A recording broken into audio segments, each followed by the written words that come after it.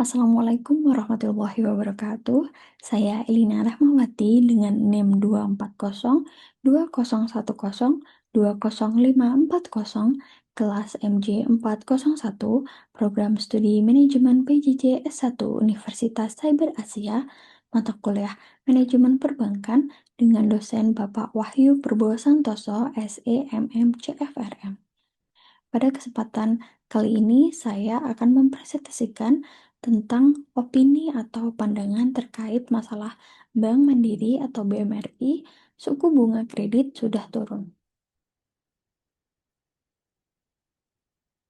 Identifikasi kasus, yaitu tentang suku bunga kredit. Yang pertama adalah Bank Mandiri atau BMRI telah menurunkan suku bunga kredit sejak Bank Indonesia melakukan penyesuaian suku bunga acuan. Pada akhir tahun 2020, secara agregat, suku bunga kredit sebesar 7,17%, sedangkan pada Maret tahun 2022 sekitar 6,7%. Secara segmen terjadi penurunan secara agresif. Segmen bunga kredit double digit menjadi single digit, khususnya short term facility.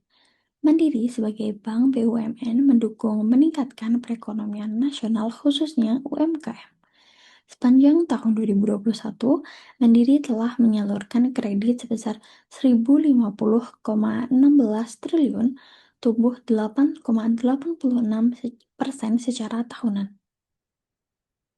Dampak dari kasus. Pada berita kalimat penurunan suku bunga dirasakan oleh pengajuan kredit baru. Pernyataan tersebut dapat menimbulkan persepsi ketidakadilan dan mengurangi kepuasan nasabah yang sudah menjadi pelanggan. Dikarenakan nasabah lama tidak langsung merasakan manfaat dari penurunan suku bunga. Pernyataan yang kedua adalah segmen yang awalnya memiliki bunga kredit double digit saat ini sudah single digit. Penjelasannya adalah tidak adanya penjelasan rinci mengenai segmen mana yang mendapat penurunan bunga sehingga dapat menimbulkan kebingungan dan ketidakpastian di kalangan nasabah dan pelaku usaha. Pernyataan yang berikutnya adalah sebagian besar pricing itu adalah suku bunga acuan ditambah dengan margin. Ketergantungan tinggi terhadap suku bunga acuan membuat kebijakan suku bunga kredit menjadi kurang fleksibel. Jika suku bunga acuan naik kembali, maka bunga kredit juga akan ikut naik yang bisa membebani nasabah. Pernyataan selanjutnya yaitu sependapat untuk bisa mendukung meningkatkan perekonomian nasional khususnya UMKM. Pernyataan tersebut belum disertai dengan data atau strategi yang konkret, sehingga komitmen ini bisa dianggap hanya sebagai pernyataan normatif. Solusi dari kasus ini menurut saya yaitu yang pertama, penurunan suku bunga tidak berlaku untuk kredit lama. Nah, solusi dari kasus penurunan suku bunga tidak berlaku untuk kredit lama itu solusinya adalah bank dapat menawarkan program refinancing atau restrukturasi sukarela bagi nasabah lama agar bisa menikmati suku bunga yang lebih rendah. Lalu memberikan penjelasan terbuka kepada nasabah tentang alasan teknis dan kebijakan terkait penyesuaian bunga tersebut. Untuk masalah kurangnya transparansi kredit, bank perlu merilis informasi resmi mengenai segmen-segmen yang mendapatkan penurunan bunga termasuk kriteria dan syaratnya.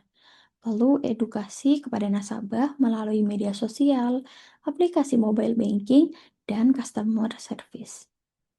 Untuk masalah ketergantungan pada suku bunga acuan, pihak bank dapat menawarkan produk dengan bunga tetap atau fixed rate untuk jangka pendek agar nasabah tidak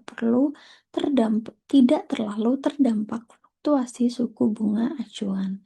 Lalu mengembangkan strategi lindung nilai atau hedging untuk menjaga stabilitas margin bank. Untuk masalah belum jelasnya dampak terhadap UMKM, bank dapat menyediakan skema kredit berbunga rendah dengan pendampingan bisnis dan pelatihan keuangan.